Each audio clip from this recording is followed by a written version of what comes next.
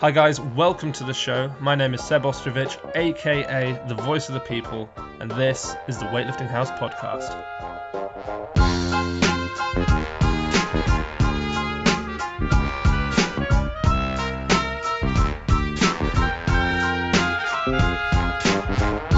Hi guys, so before we get going, I just wanted to say a few sort of quick bits and bobs.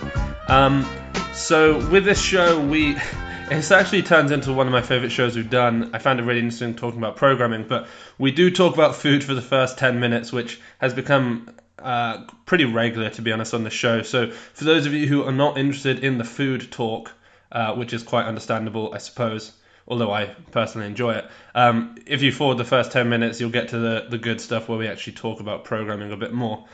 Also, I wanted to say, I've mentioned this a little bit on Instagram and on Snapchat, but I'm pretty close to having these barbells ready, and I'm incredibly excited. So what I've done is I'm removing the American weightlifting from around the side of the end cap, so it's now just purely a Weightlifting House barbell. When I mentioned this before, I had a few people message me asking if I'd had some kind of fallout with Glenn, which is absolutely not what has happened. We actually were just talking about selling the bars in Europe, and I put forward the idea that I don't think people in Europe and the UK would necessarily want American weightlifting on their barbell because, well, they're not American and they don't have the same sense of pride in America as America does. So that's why I'm doing it. I'm basically just going to have Weightlifting House end caps. The bars are amazing. I trained on them with a bunch of the guys at the winter camp. 5 needle bearings, spin amazingly, Ghost Sentinel. They're perfect. I'm very excited to have them kind of roll out onto the scene. So that's going to be happening very soon. I'm talking to the guy right now to get them made and sent over to me finally. And I think I'd be very surprised if they weren't all up for sale by the end of February. I'm only going to order 30 to start with because, well, it's the first order. I don't want to go crazy and order hundreds in case, this doesn't all work out. But I think it's going to work. I hope you guys, or some of you guys, are maybe interested in buying one of these bars. Or at the very least, maybe you could recommend them to your boxes, your gyms, that kind of thing. And we can get this whole thing underway. As I've said before, I'm pumped. I can't wait. The fact that there's going to be a Weightlifting House barbell is pretty much a dream come true. It's amazing, as I'm sure you can all understand. So I'm excited. Enough of me rambling. Let's get on to the show. Enjoy the first bit about food, but if you don't, forward it, and we get on to a great topic about programming and weightlifting, and I'm sure you'll all enjoy it.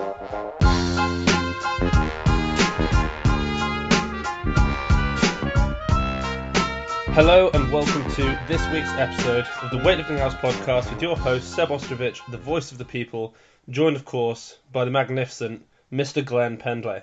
Now, Glenn, you're not alone over there. I feel very sad that I'm here in the UK and you're now in the US and we're not together, but you do have some company. So do you want to introduce the guests to the show? Well, I have Ed Maxwell here, who is a good lifter from Australia. Right. I also have his father, Peter Maxwell. Mm-hmm. And he is not a good lifter, but he's a good cook. He is a fantastic cook, yeah. Yeah. I think a cook part is even more important than lifting. Uh-huh. Now, Glenn, before you carry on and talk about the food, just move very slightly away from the microphone because your voice is coming through very loudly. And I know that you have a deep narrating type voice. Very nice voice. I'm moving the computer away from me. I think that's probably a better idea. Okay. Yeah, that's perfect. That's coming through well. I'll lean back. Yeah. So, Peter, Ed's dad, when we were out at the camp, he took pity on us because we were eating stew 2 or 3 times a day. And he realised that probably we'd had enough of stew. So he ended up making some amazing meals. Most recently, unfortunately, I was not able to taste this, but a curry of some sorts that Glenn has been raving to me about online. Glenn, what on earth was in this curry and why was it so damn good? Well, I'm not sure why it's so good, but it's curry, poured over rice. Mm. It has Japanese curry. And there are potatoes, apples a little bit. Apples, interesting. Onions. Mm-hmm. Yeah, onions, carrots. Yeah. And red meat in the curry, beef. Mm. And it's fantastic. It's a little different than most curries. It's not super, super hot, which I like hot stuff, but yeah. It's not the hottest thing I've ever had, but it's just phenomenal tasting. Mm-hmm. It's just so.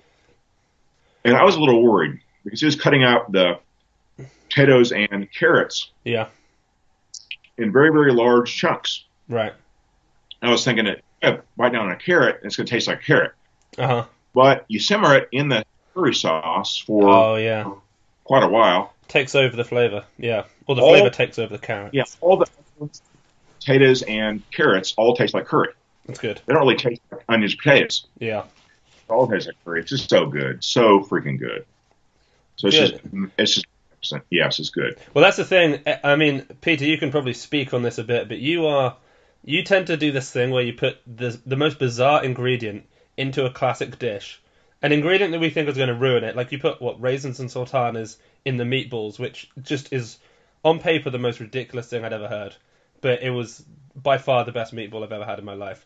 And it seems like you did it with the curry. I mean, I have no idea why you'd put an apple in a curry, but clearly it worked. Also, that meatball dish, that's actually New York recipe. It's Buntino. They're two Frankies. They make these. You can get it on the internet, but it's also got pine nuts in it. Not a lot, but just so that you take a bite and there's a bit of a surprise. Mm-hmm. Yeah. I was inspired by those pine nuts. I bought some today and I put it in a meal that I had. Bacon lardons. I don't know if you have those in America or Tasmania from where you're from, but we had that with pasta and roasted tomatoes, and it was good. The pine nuts definitely add a little something to it.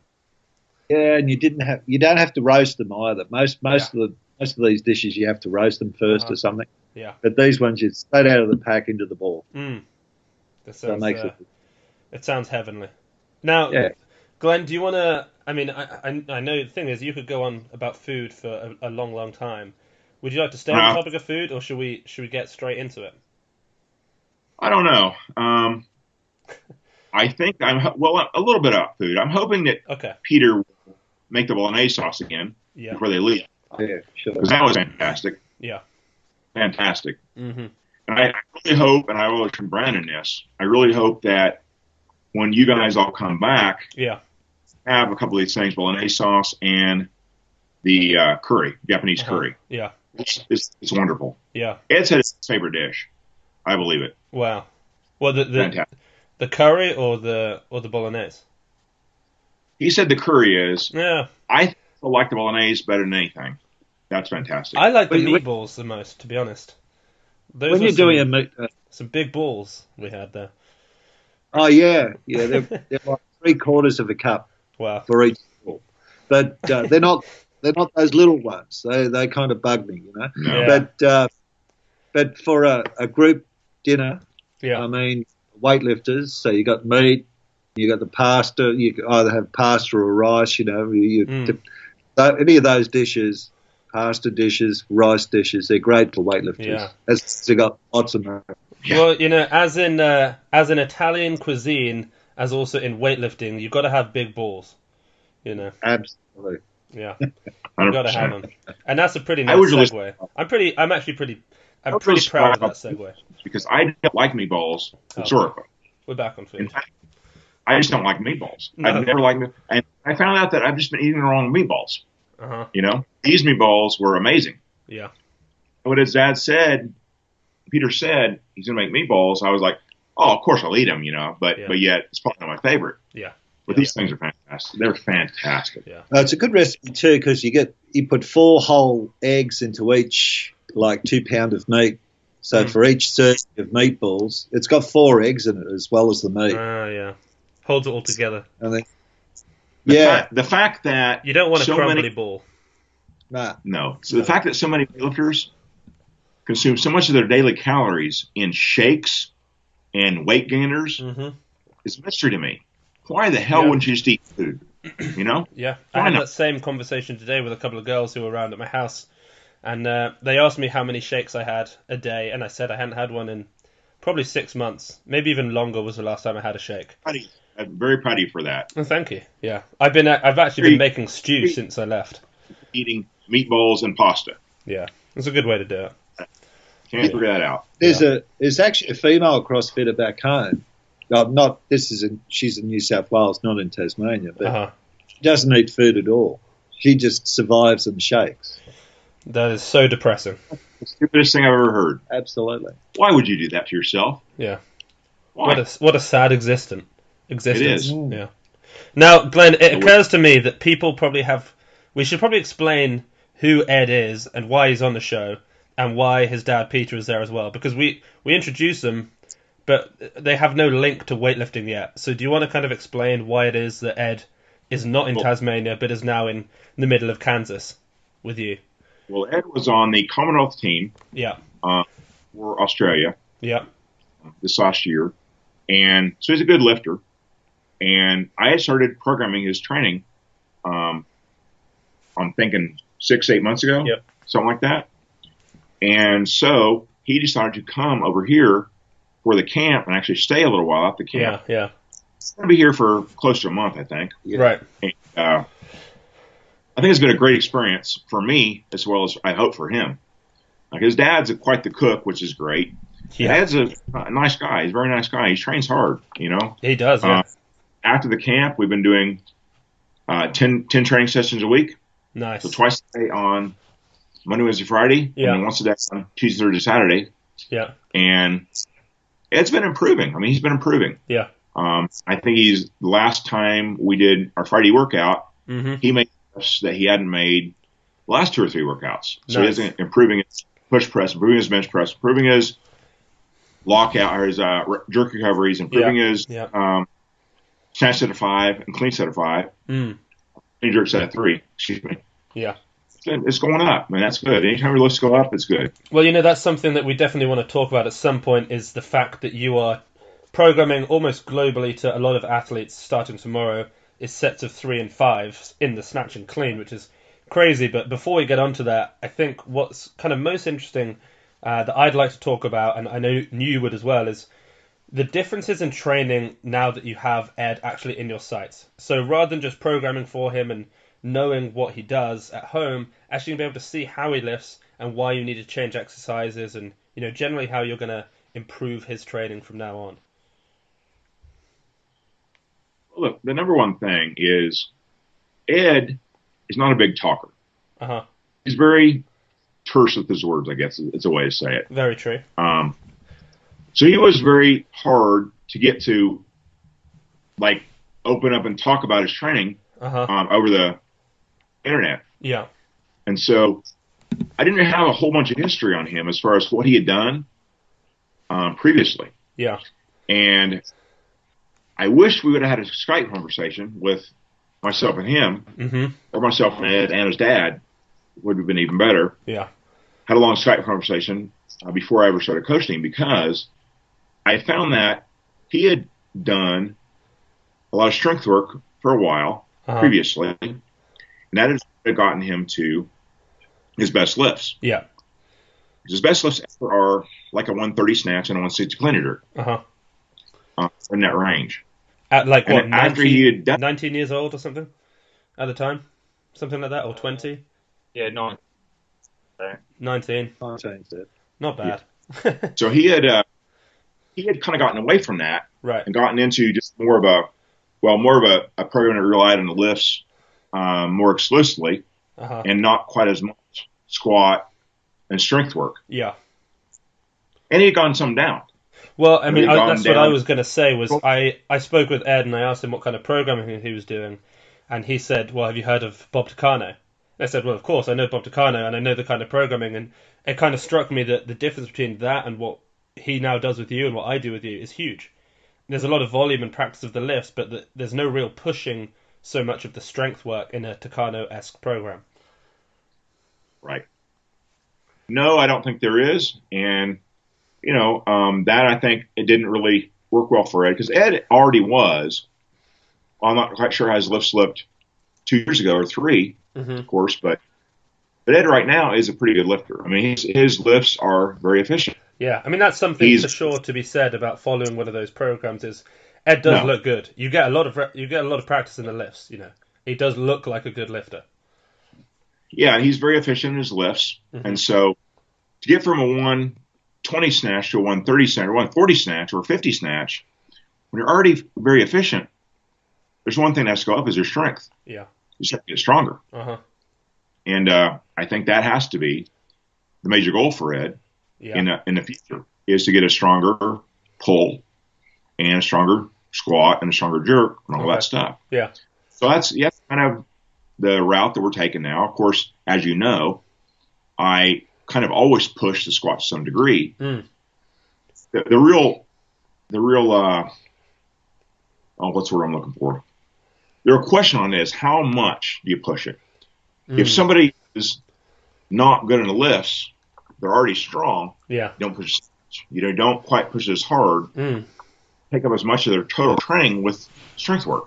Right. If they're already on strength and the lifts. So if somebody is already good on lifts like Ed, we're pushing the strength stuff a ton more than we push the jerks. We'd still clean jerk and snatch 3 times a week. Yeah.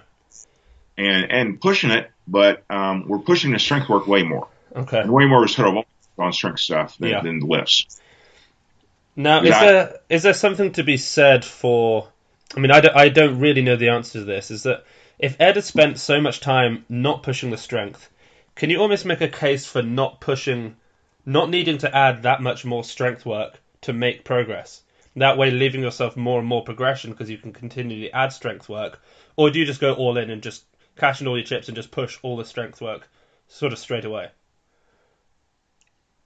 Well, I think that the body can only adapt so fast, and so you can't really just change the program 100% to something different. Okay. Expect it to show results instantly. So what Ed's doing right now is just pushing the strength work just a little bit more strength work, a little bit more emphasis on strength work, and we're doing more workouts and more total volume on squats, push presses, and bench presses, and lifts and pulls. Yeah. There are in the lifts. Okay. So that's taking up a higher percentage of the training. Yeah. It's not all or nothing. At any time, say all or nothing. It's always going to be a mix between the two.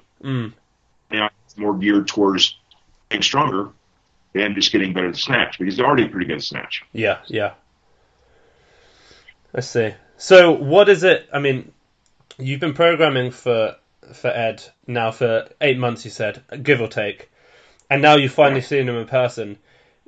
Would you have? Are you kind of saying that you would have just programmed in more strength work before, and you're kind of almost a little bit disappointed that you didn't know that and that you should have been doing it, and you could have been doing that for 8 months now, rather than waiting up until this point? Right. Disappointed is not quite the right word, but I would say that if I had the conversation that I had with Ed 8 months ago, we would have been going more towards strength work from the start. Yeah. Because when you watch somebody over the internet, you can't really get as good of an idea on how the lifts actually look as you can.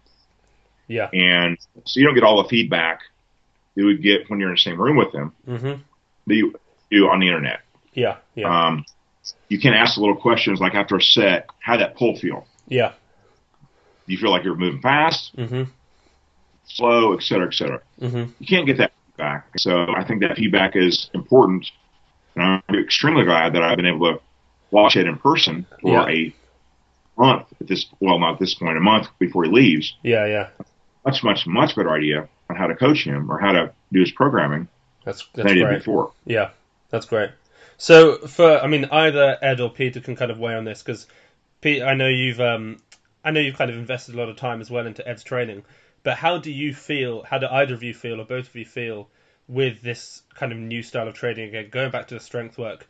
Is it something that fits your personality where you actually like pushing it and going heavy, or does it kind of, because Ed, you're a quiet guy, so I don't know if this makes sense, but I always kind of see people who are loud and someone who's more like Jordan, I guess, who was at the camp, they like going heavy all the time. And then people who are often more quiet and methodical maybe like doing reps and enjoying the process more. How does this strength-based rep max style program kind of fit with you?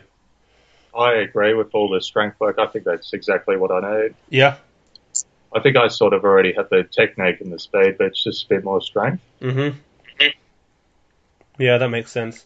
Pete, what are your thoughts? Because I mean, you know a lot about weightlifting. I know a little bit, but I think that the other thing is it hasn't been 8 months. It's only been about, I think it's 6 months. I think. Okay. That Ed's been doing blends workouts. Yeah. But I'm happy. I think Ed gets a lot of confidence from the strength side of it as well in the lifts. Yeah. So when he's actually doing the lift, I think he actually feels better in the lift, just because he's got that little bit more strength. Yeah. So, I'm retired, so I haven't got anything better to do than to follow Ed around the world. I'm quite happy with what he's doing. Yeah, it's good. I guess you get more trips to America as long as Ed stays with Glenn. Yeah, well, Ed's already talking about coming back in the summer. Perfect. Yeah. So. Yeah, I think a bunch of us will all come back to camp in the summer, which will be nice. Yeah, definitely. Glenn, definitely. What weaknesses specifically have you seen in Ed's training? I mean, I remember when we did the pulls with the bands, that seemed to me like that was kind of Ed's weakness. He struggled to lean out over the bar and really get his hamstrings specifically, I think, working. It seemed like quad strength was relatively strong, but it was sort of the pull maybe that lacked. Is that something that you saw and are targeting, or do you see just global weakness?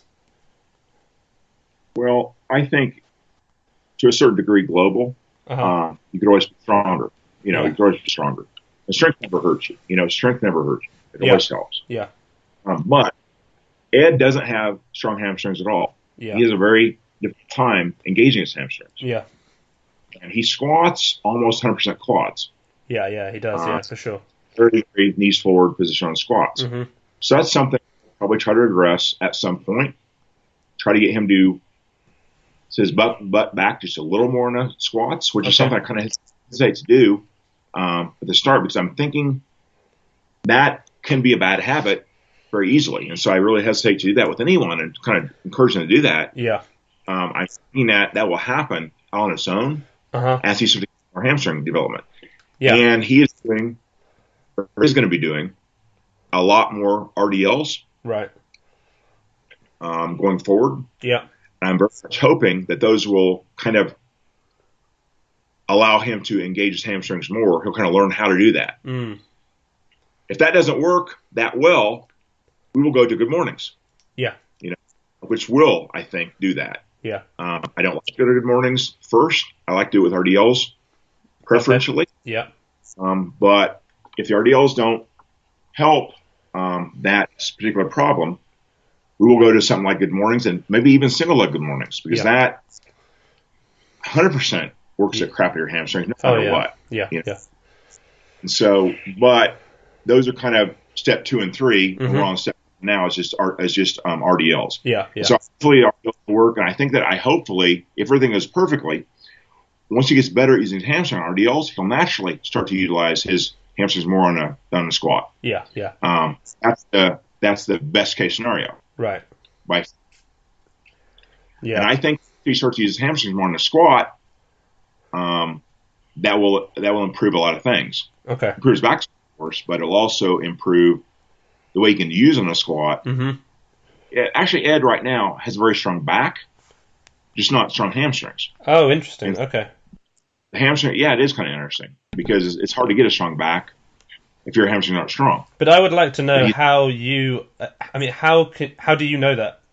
Because that's one of the things as an athlete originally and now as a coach that I wish I could pick up better when I watch someone do a pull. Is I can work out generally, are they quad strong or are they not? But actually working out in the posterior chain, what's weak? Is it the glutes? Is it the back? Is it the hamstrings? How can you tell when you just look at someone lift?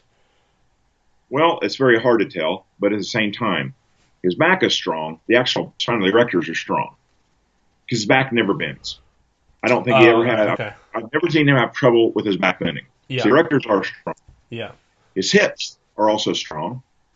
Actually, his glutes are strong. Right. But the glutes are strong, and the hamstrings aren't, which actually, in my opinion, is a pretty pretty widespread thing. A lot of people have very strong glutes, and they've allowed the glutes to take over what the hamstrings should do. Yeah, yeah. And I think that's one of the things that it has done. Right. I think glutes are done the on. job of the hamstring. Yeah. The glutes are very strong because they've done the job of the hamstrings. Yeah. Yeah. So, in some fashion, we're going to figure out a way to make the hamstrings take their share of the load, and hopefully that'll be RDLs. Possibly have to go to good mornings or some form of good mornings. Yeah. In addition to that, I mean, as well as that, of course, you've got hip extensions on a glute ham. You've got glute hams. There are so many things that you can kind of cycle through to find that one exercise that absolutely blows up Ed's hamstrings. Well, at some point in life, his hamstrings are going to get sore. Yeah. And that'll be when we're all cheering because you found the thing to do. That's a good day. I mean, in many ways, in many ways, that's kind of what training is. You do different things until you find something that hurts, and then you found something to finally do. Something that really works doing. Yeah, that's it. It's interesting as well to me that you have... I mean, we've spoken about this before, how one of the things we hate, and many people hate in weightlifting, is these global... I've said global so many times now, it's clearly my word of the day. These cues that people always give to all of their athletes, regardless of how the athlete lifts.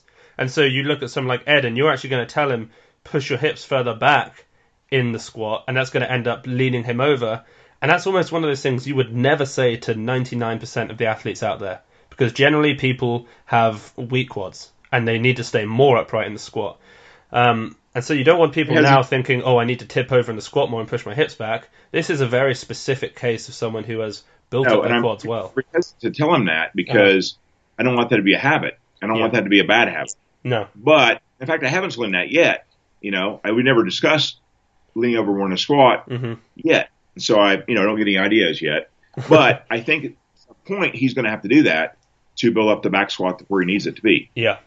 But that hasn't really happened yet. But hopefully the RDLs will solve kind of the problem and get him to engage the hamstrings more, and we'll go from there. Yeah, for sure. Yeah. I mean, I often think that when you're doing strength work, your body will, I mean, if you're on that one of those reps where it's very, very maximal and you almost can't get up with it, your body will put you in the position that makes you most likely to get up with it.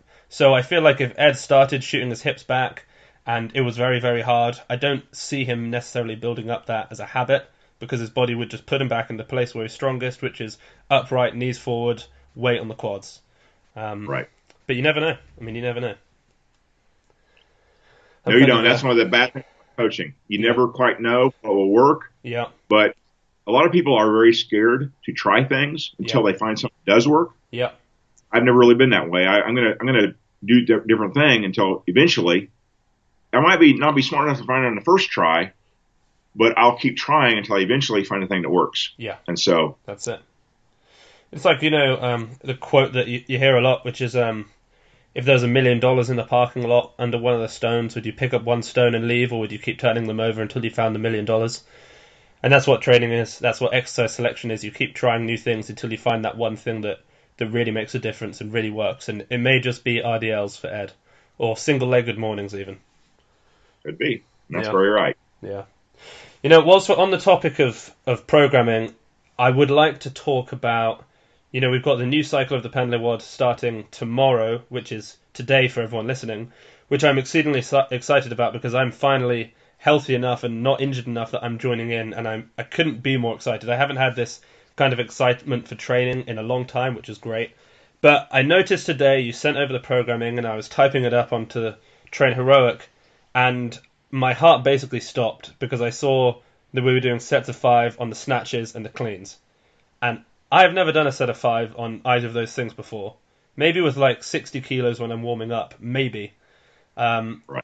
And I'd like to talk about that because my intuition as an athlete, as a coach, is that there's no point in doing a set of 5, because if you're trying to build volume, why not do it through accessory lifts? Why not do it through the pulls and the squats, and keep the snatch and clean and jerk with singles, maybe doubles, so you can make sure that the technique on each lift is perfect.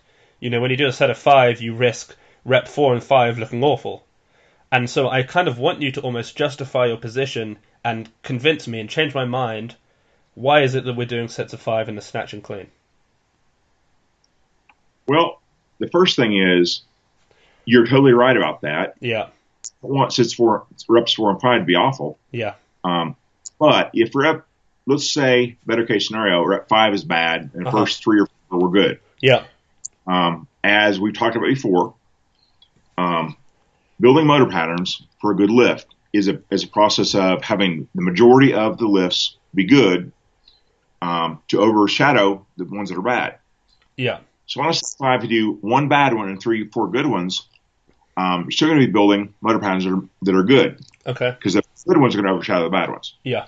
But in a training cycle that's 8 weeks long, we're only going to do 3 weeks of sets of 5 on the snatch. Thank God. Only 3 weeks. Yeah. And the last 5 weeks will be 1 or 2 reps. Yeah. So it's not like we're training 16 weeks of sets of 5, which I would disagree with. That would be very bad in my opinion. Okay. This sets of 5 on the snatch will build muscle. Yeah. Which the snatch isn't a lift that you worry about building muscle usually. No. But you build global muscle and conditioning. They're very hard. Okay. One of the things that make them good is that they're so freaking hard. Set of 5 on the snatch is not easy. Okay. One of the things that helps you do a very efficient pull with 100% weight, if you are a good lifter already, is you cannot make the lift without making it right. Yeah, that's good very true. Good technique is defined by being technique by which you can move the most weight successfully. Yeah.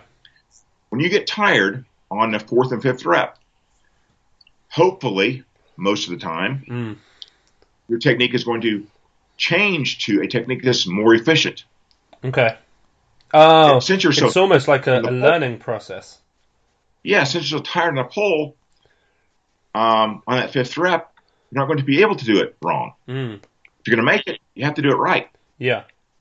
Now, that's kind of a backwards way of thinking about things a little bit. Yeah. But for short periods, it should work. Right. Not if you're going to do it for long periods, like doing sets of 5 for 20 weeks. No. I agree with that wouldn't work. Mm-hmm. You're going to accumulate so much bad practice that's going to kind of start to overshadow the good practice. Yeah. But for short time, like 3 weeks at a time, that 5th rep on the snatch for a lot of lifters might be their best one. Mm-hmm. Okay. It's going to be a submaximal weight. Yeah. We're short 75%, you know. Mm-hmm. On the Training Heroic app, 75% for them. But that's submaximal enough that the 5th rep should be good. Yeah. Only on week 2 and week 3 are you going to have a rep here or there. The 5th rep is bad. Yeah. That's a very few reps in total over the whole 8-week training cycle. Yeah. If you're worried about 2 or 3 reps over 8 weeks, you're worried about the wrong things. Yeah, that makes sense to me. Doubles and singles are the way to go for the majority of your training. Okay. Because I had a question come in from Ty Rowe, he's on the Pendlay World program, and one of the things he wanted to know was why high reps in the lifts, and why is a triple sometimes better than 3 singles? Because it's the same volume, same average intensity, but you make those 3 singles look more perfect because it's almost like the same reasoning you just gave there was also the same reasoning you sometimes give for EMOMs, where the fatigue builds and the technique gets sharper and sharper. I can see that more in the EMOM rather than in the sets of 5. The EMOM does that better than anything. Yeah.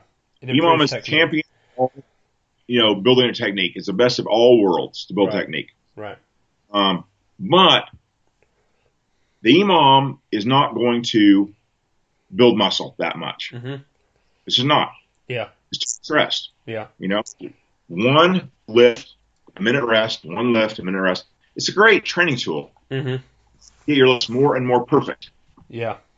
But for most people, they need a combination of more muscle and more perfect lifts.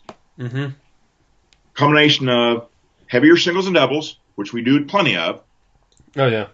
And either EMOMs or a set here and there of 5. Yeah. Which we're doing now. Uh-huh. Worked into the whole training process. Most people that have been on Pendlay WOD have been on it for 16, 24 weeks. Mm. They're going to do 3 weeks of 2 workouts a week, sets of 5 on the snatch.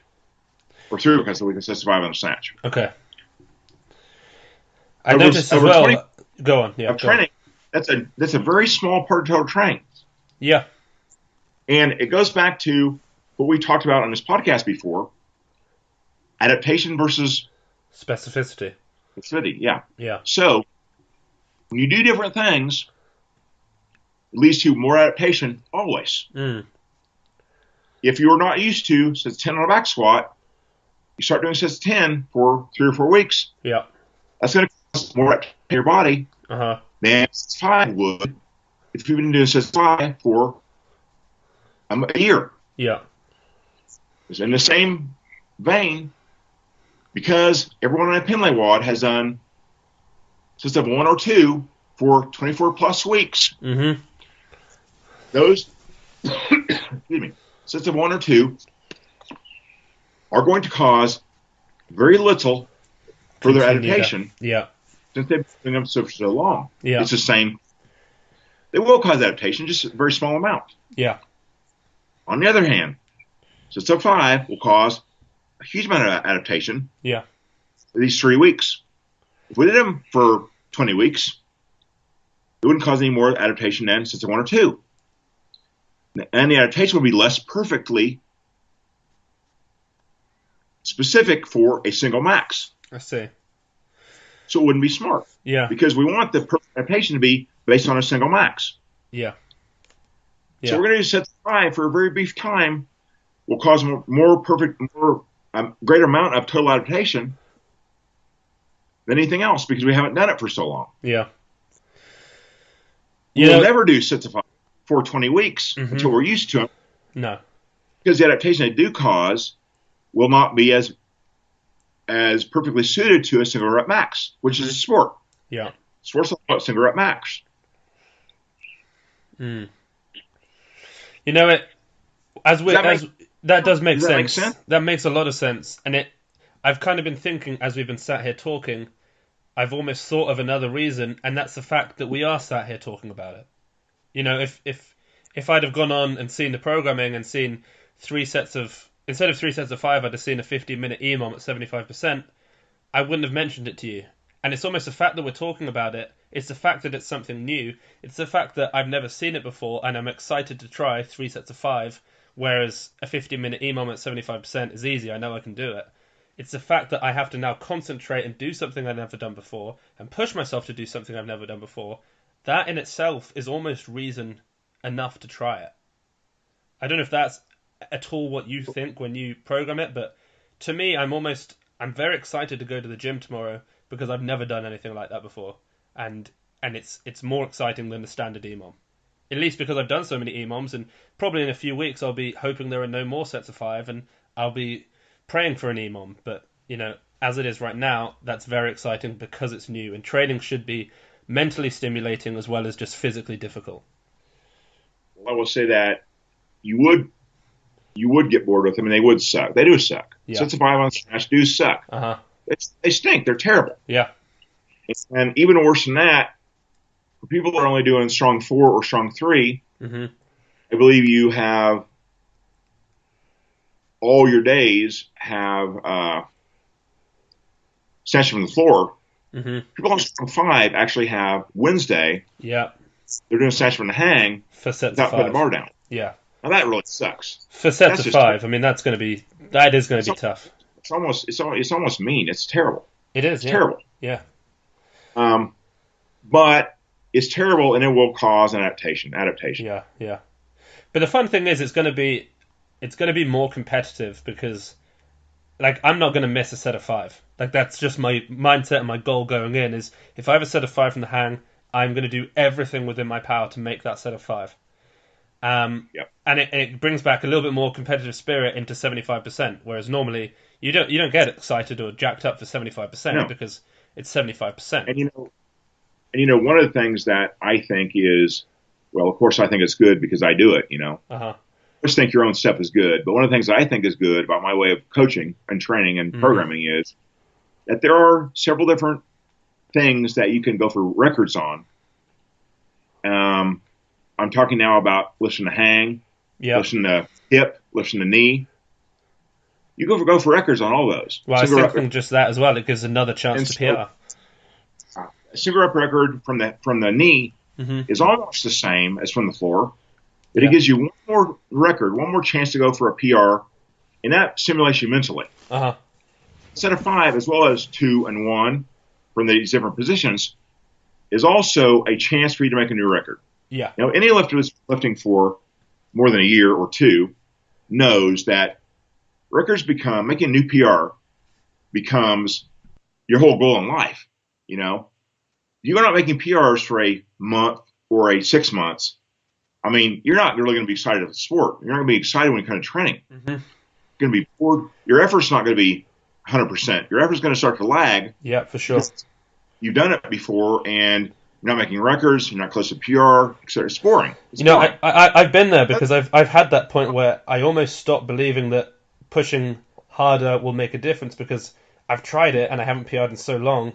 I've tried pushing as hard as I can and nothing's working, and it makes you think, well, there's just no point. Like I can't do it, and having something new and exciting to get you back. I mean, that's how I feel now. Is I'm just so excited again to train. Right. That's gonna force me to push harder than I was because I'm starting to believe that I can start hitting new PRs again soon.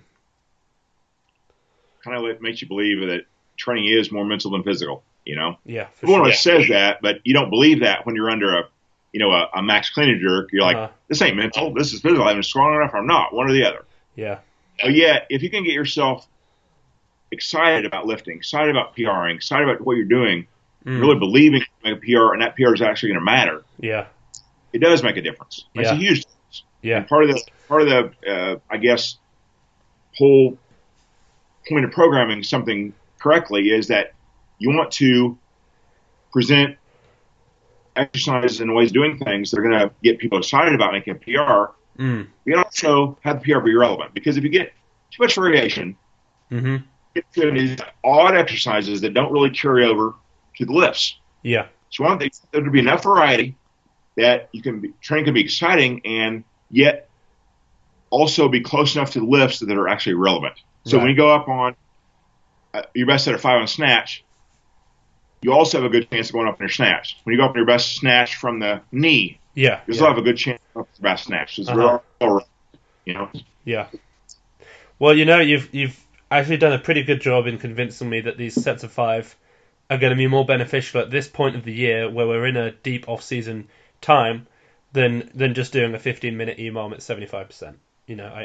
I get it now. I get it. I'm almost thinking about programming it from some of my athletes, but I'm not sure. I'll see how it goes first, but you never know. I may well do that. Now, Glenn, I've got a bunch of questions that people have messaged in.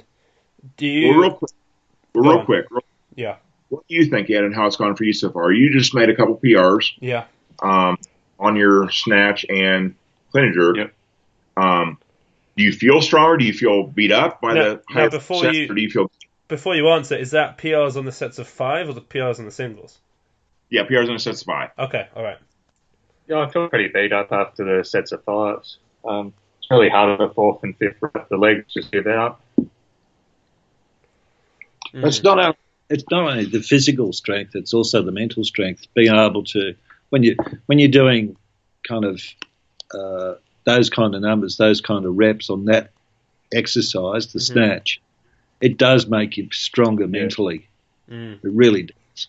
So you're actually training yourself mentally as well. Yeah.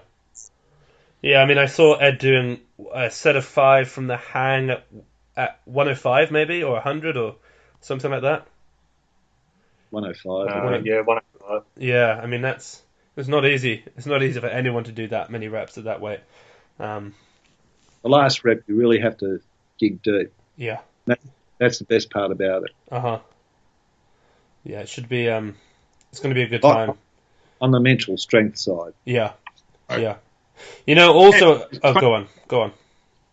funny, but technically, there are things you will start to do on third, fourth, and fifth rep, especially the fifth, that are just like we do on pulls. If you pull reps on the pulls, yeah, you've been doing 5 reps on the pulls for a while, and a lot of times, for everyone that's listening, you find that your contact point on the hip for snatch, for instance, is slightly lower on the fifth rep or fourth and fifth than it was on the first one. And that is a challenge you have to overcome on snatches from the floor or from the hang with sets of 5. Yeah, that's hard. You have to put that part in exact same place on the hip. It's very difficult. Yeah. So do you want to tuck into some of these Snapchat questions that I've got? Go for it. All right. So Ashley Wiles said that his push press has stopped going up, but his bench press is still going up. And he said that he was listening to what we were talking about with how the bench press can help the push press, especially because it's more weight at the lockout. So he says, should he switch maybe to behind the neck push presses because it's going to be even more weight to lock out, and just leave push presses from the front for a while because they're not going up anymore? Now, is this someone on the Finlay WOD program? I'm not sure. Some of the other guys are, but I'm not sure. I'll see. I would say because that's one of the reasons we do the Finlay WOD program with behind the neck push presses. Yeah. Most people, it's never going to work for everyone. Yeah. But most can do slightly more behind the neck, and that's why we do them. Yeah. Well, yeah, he's not on the program, which is, I mean, I assumed he wasn't, because if he was, he wouldn't be asking that question, kind of, because we have switched to behind the neck already. Right. So you think that maybe switching would be a good idea? I think so. I do it that way, and that's why I think it is. Yeah. There's always a trade-off. Uh-huh. Front of the neck, more specific to the jerk. Behind the neck should give you a straighter push. Should build good habits because of that. Also should be able, for most people, to use slightly more weight. Uh-huh. Yeah. I found that when I take time off from going behind the neck, as soon as I go back, I'm I'm like 20 kilos weaker behind the neck than I am in front. But it doesn't take long before I'm up ahead again. But it's amazing how quickly I can lose strength behind the neck. Right. So we also had Nicholas DeMarco. He said, what is the best exercise to stop his upper back from rounding when he cleans? Oh gosh. Yeah. That's a question that if I knew the answer to that, I have $1 million. Yeah. I had a lifter named Trey Goodwin who was quite a lifter. I believe did 140 or 45, 175. Right. As a 77 kilo junior. Yeah. Made the world team, junior world team. Mm-hmm. Went to training center, made 42.5 and 72.5 at nationals. Okay. At 5, when he just moved up to 85, he was still weighing like 78 or 9. Yeah. Wow. He just moved up to 85 and made those up at nationals. Very good lifter. His one problem was running his lower back on the cleans. His lower back or his upper back? Upper back. Okay, yeah, good. Upper back. Yeah. His lower back was bulletproof. Uh-huh. But his upper back, right in between the shoulder blades, would just round over. Uh-huh. He never solved that problem. Mm. I wish he had.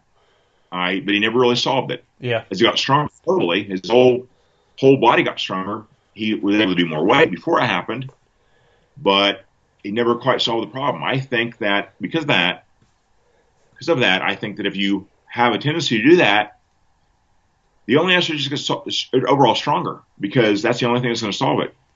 Just get overall stronger. And for that, rowing and pull-ups, and things like back extensions. Yeah.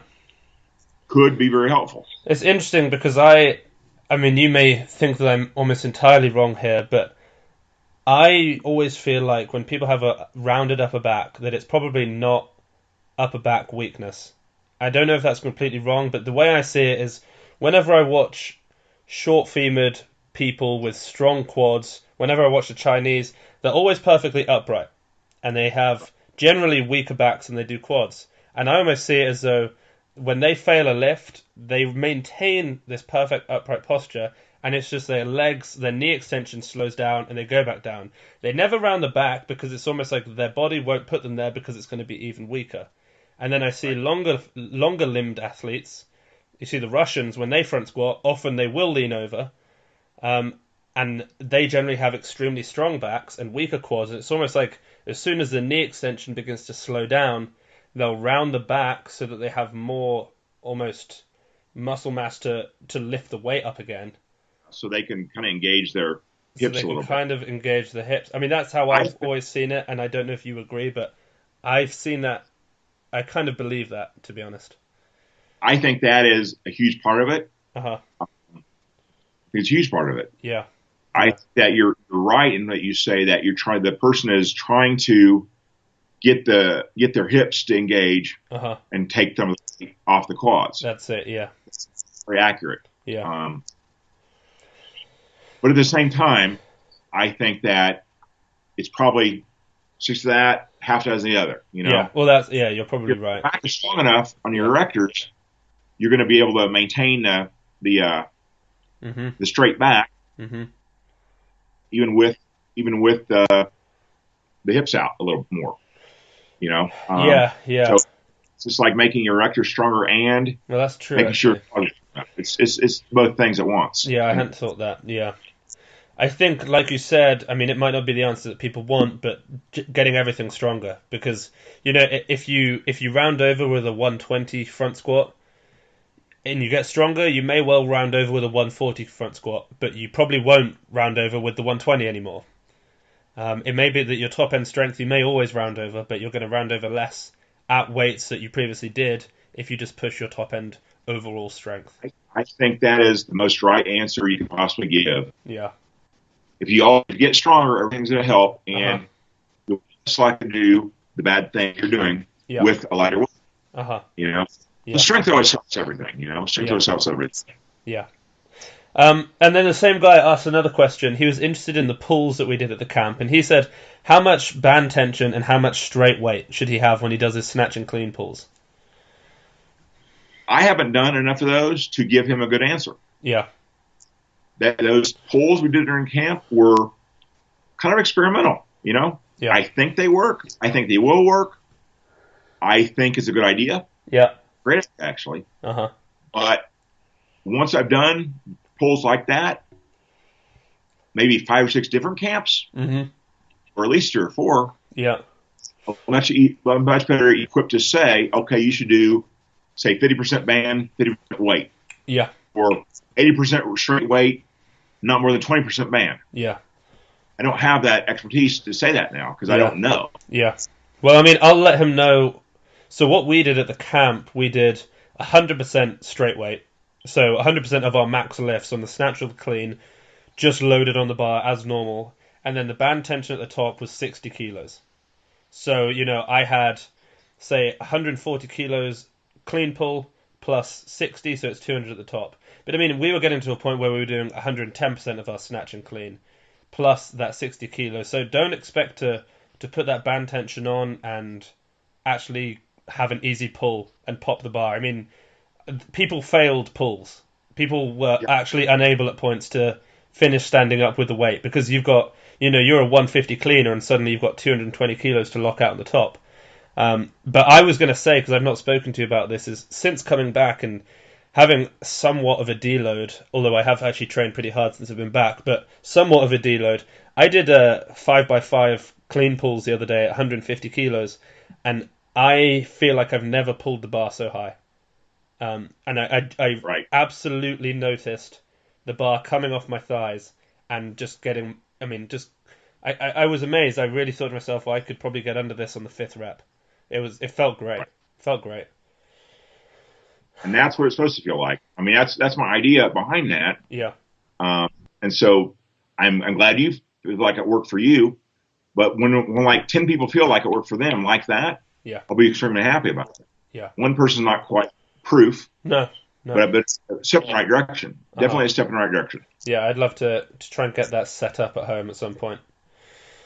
All right, so we do have other questions which I have not yet opened or read, but I'm going to open it right now. So this is from Josiah, he trains with Dustin, who was at the camp, and Ferg, who was at the camp the year before, and they all trained together. So he says, this is for Glenn. Any tips for a junior athlete trying to become an elite level weightlifter, trying to go to the Olympics? What recovery methods / nutrition, etc. So he's a junior lifter. I think he's 19 because I've trained with him once before when I was in Texas.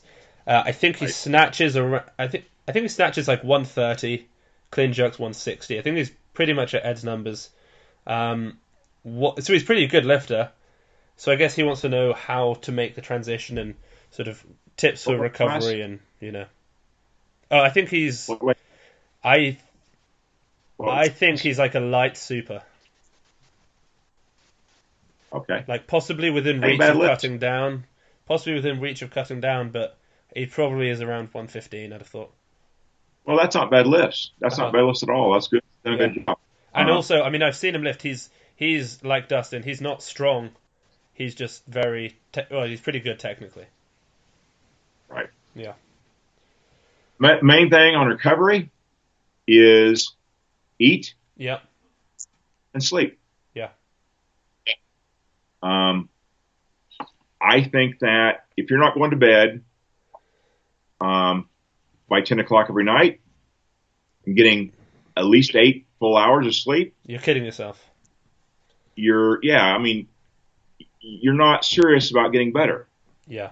If you don't eat good meals, if you're one of these people that, I think I should say idiots who think they can get 9 meals a day out of a blender and not be good food, you're fooling yourself. You think you're doing what you can do. Yeah.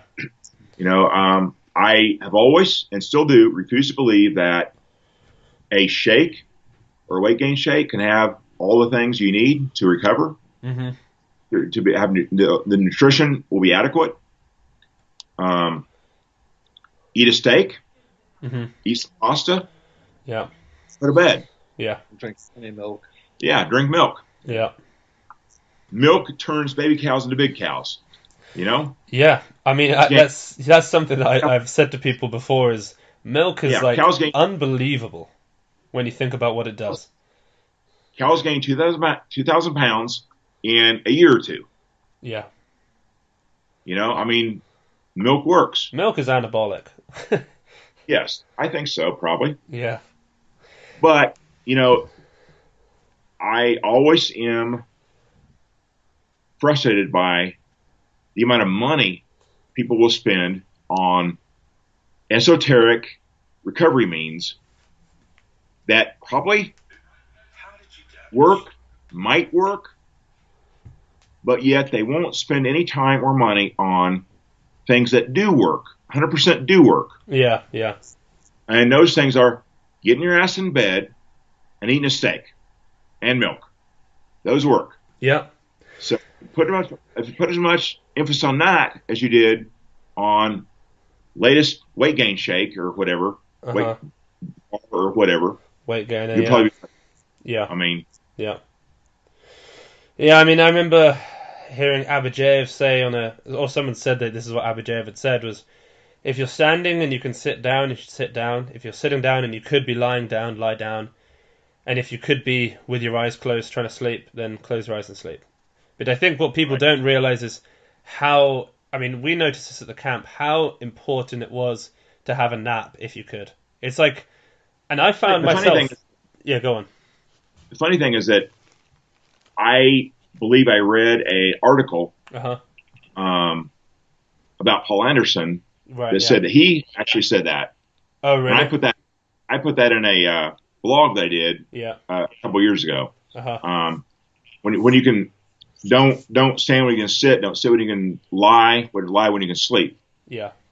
And that is whoever said it doesn't really matter. Yeah. But whoever said it, it's great advice. Yeah. And for those of you who've lived under, go on. Your metabolism is going a lot. Eat, sleep, and go to sleep. Yeah. Those are the most helpful things you can do. Yeah. Yeah, I think you're about right. I mean, I find even it's actually discipline. It's funny, some people think that going to sleep is easy, but I found it was quite a tough thing to make myself do when we finished training. We'd eaten, and I felt like I hadn't really done it. I hadn't connected with the world, and I wanted to go on my laptop and maybe post on Instagram about how the camp was going, or message people from back home. And I had to say to myself, just put the laptop away and close your eyes and just try and sleep for 3 hours if you can. And it's not as easy as people think. The internet's horrible. Yeah, it's horrible. Yeah, it's made it harder for weightlifting. It's good, but people will not close Facebook, and go to sleep. Yeah. So tempting to be on Facebook all the time and not asleep. Yeah. And so it's a horrendous thing. Yeah. Yeah, for The sure. internet's going to be the death of us all. Oh, it may well be. It may well be. Hey, Glenn, have you seen, or any of you over there seen Black Mirrors? No. Or Black Mirror, maybe? It's a TV show about the potential dangers of technology, and I would highly recommend it. You just got me think about it because you said that the internet will be the death of us all, and it turns out that it may well be, so that it's kind of interesting. I'll probably have to watch that show now. You said Black Mirrors? Yeah, Black Mirror. It's on Netflix, which I know you don't have, but I'm sure you can work it out. Yeah, I should have. Yeah, that's part of my hatred of technology. Yeah. It's kind of funny because I do actually do some things like these podcasts and other things that would be possible without technology. Yeah. I love the relationship with it, Yeah. I hate it. I'm good at it. Uh-huh. I have no expertise in it. Yeah. Everything's hard for me. When it comes to technology, I can't figure it out.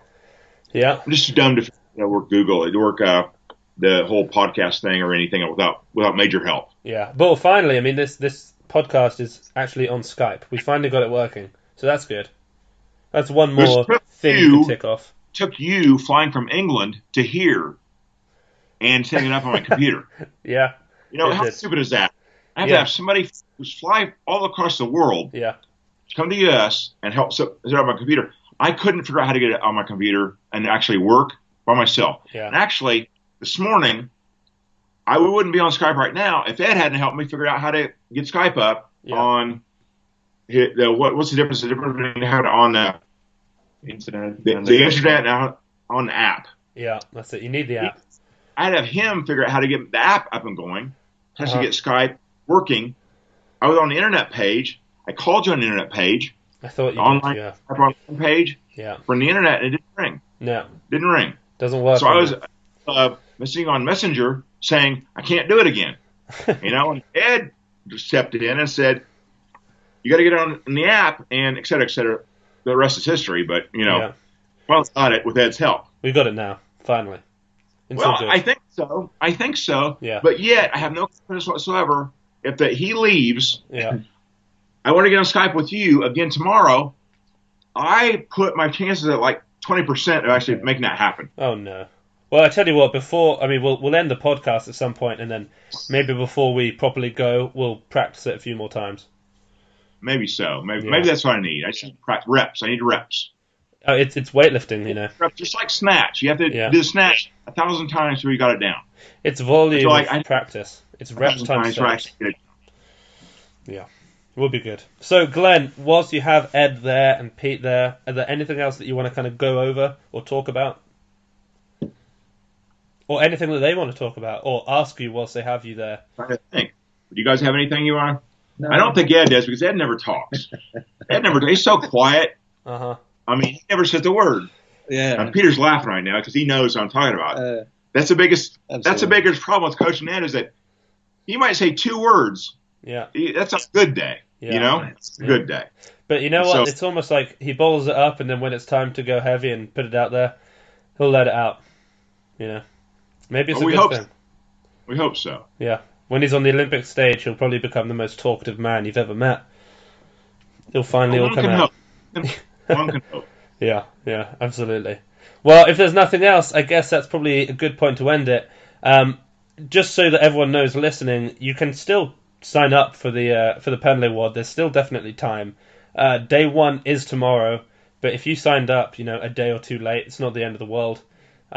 Even a week late probably wouldn't be the worst thing, but the sooner the better, of course. So head over to Train Heroic and you can sign up there. Glenn, I'm not even gonna ask you if there's anywhere people can find you because you hate this question and you're just gonna say. I do, but I think I can answer this right now. Okay. So, I'll be My impressed. email is glenpenlay@gmail.com. No capitals, no spaces. Yeah. GLENNPENDLAY @gmail.com. I'm gonna. What's the saying that you ever used on Instagram? Instagram, yeah. What's my Instagram? Glenn Pendlay. Yes, the same thing. Glenn Pendlay. No spaces. No. Well, either will capitals. work. Yeah. Okay. Then it's Twitter. I think is the same thing. It is. I hope yeah. It is. Yeah. Okay. So everything is Glenn Pendlay. That's it. No capitals, no spaces. I'm blown away. I'm very impressed. Awesome. I finally made it. I finally did. Actually, Ed, you do have an Instagram page, and unlike myself and Glenn and most listeners, you actually have a hook grip video. So if people want to see that cool hook grip video of you, what is your Instagram handle? Edward Maxwell 97. Edward Maxwell 97. Double L on Maxwell? Yeah. We could afford 2 L's. Oh, nice. Alright guys, thanks once again for tuning in. Of course, you can follow me on Weightlifting House on pretty much everything, and on Snapchat is WL_house. Thanks once again for tuning in, and we will speak to you all next week.